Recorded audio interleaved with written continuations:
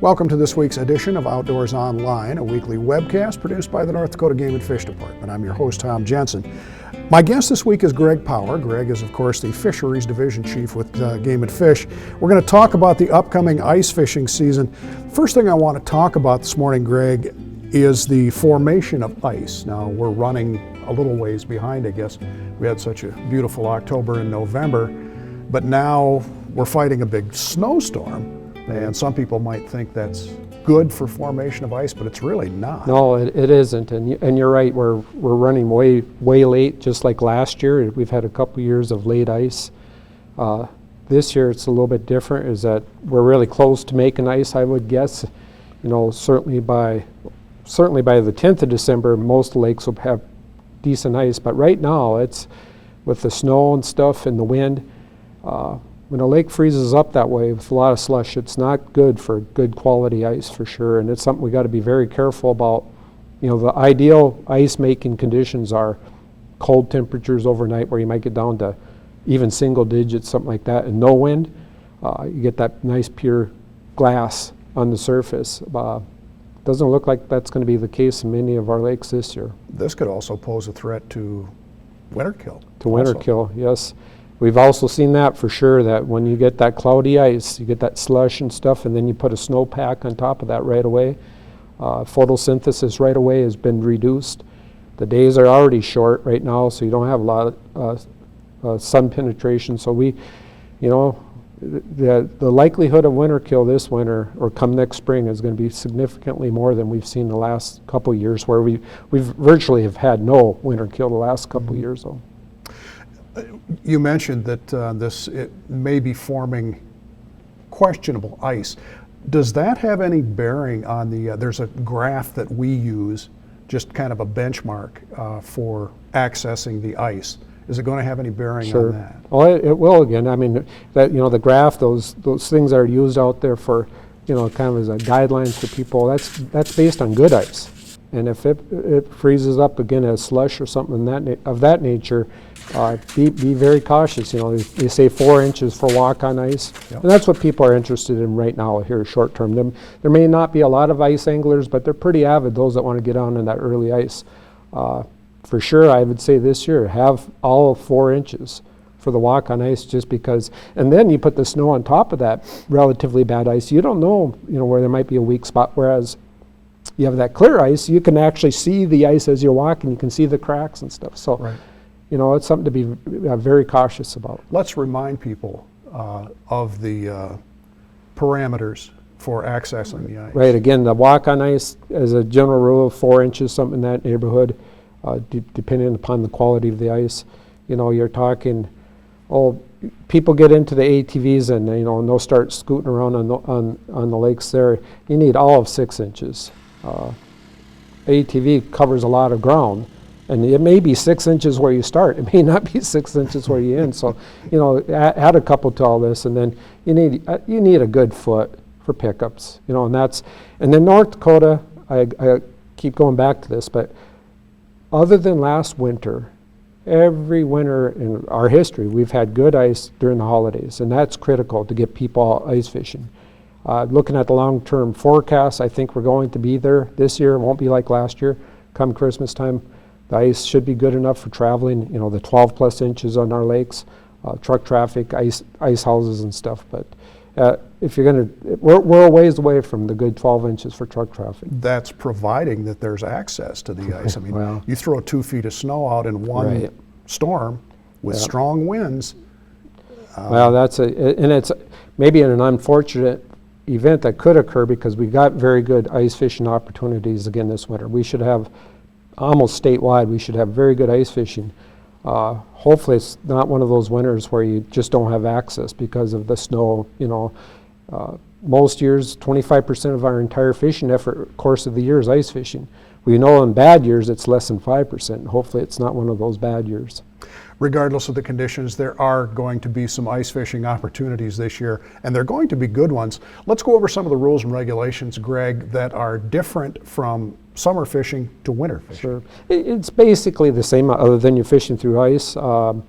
The biggest difference, and that rule has been in place for close to 25 years, you can use four 4 lines ice fishing. So you have 4 holes out there. We've had that in place, like I said, about 25 years. We haven't, on average, we're seeing people use about 3 lines, even though they could use a 4th. That's the biggest one. We got a couple changes this year that might impact anglers this winter. One is whether you dark hull spearfish, or any hole that you create with an auger that's greater than 10 inches, you need to mark that hole.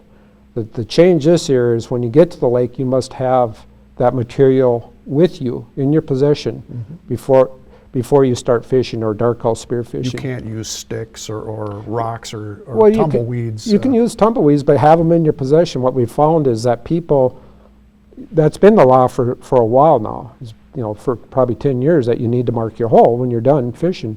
But we find out that people get there, they have the intention to mark the hole, then they're done fishing or dark hull spearfishing, and they don't have anything with them. So now that's one change, is when you get, especially dark hull spearfishing, come with the material you're going to mark your hole with. Another one that's important is that we did reduce the possession limit on panfish. White bass, bluegill, and yellow perch was 80. The possession limit is 40. So you have 20 daily, 40 in possession. That's important if you're planning an extended period of fishing somewhere. And then it's a ways off yet, but over the holidays we are having our first ever winter free fishing weekend, which this year happens to be New Year's Eve and New Year's Day, the 31st, December 1st, and January, residents only. We of course have the open water free fishing weekend. Now we're adding the ice fishing. We've had that in the first weekend of June. Now we're going to try one for ice fishing. And the idea is, again, the holidays, people are friends, family back home, get out there and try some fishing.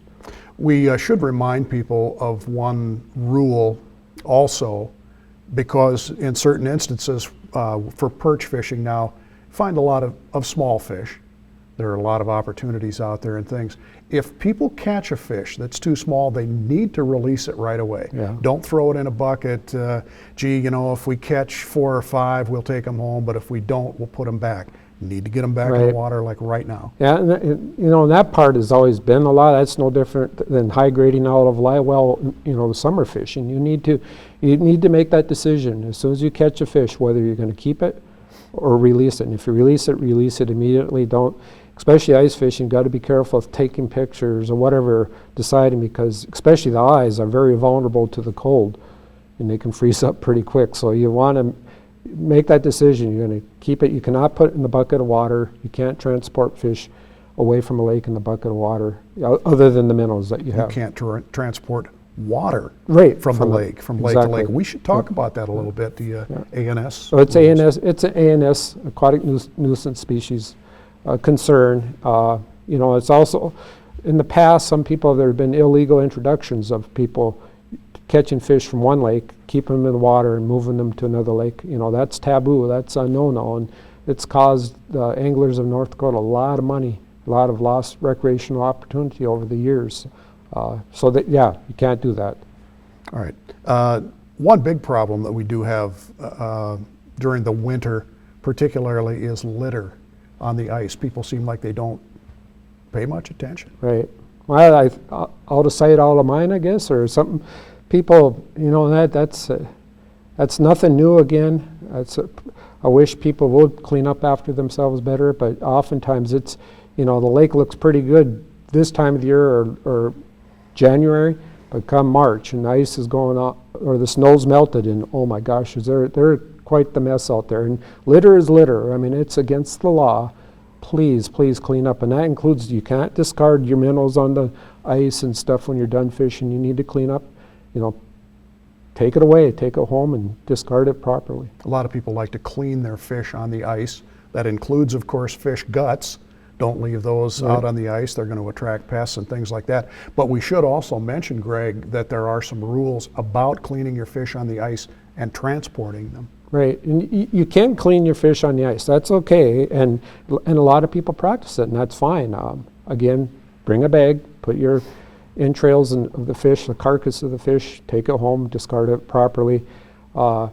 you know, you should mention overnight stay too of the daily limits. That if you're, for walleye, for example, 5 walleye daily, you can catch those in your ice house, and you're going to stay overnight, and you catch 5 more. Lake Audubon's a popular lake, or Lake Darling, Devil's Lake. There's a lot of lakes. People do this with ice houses.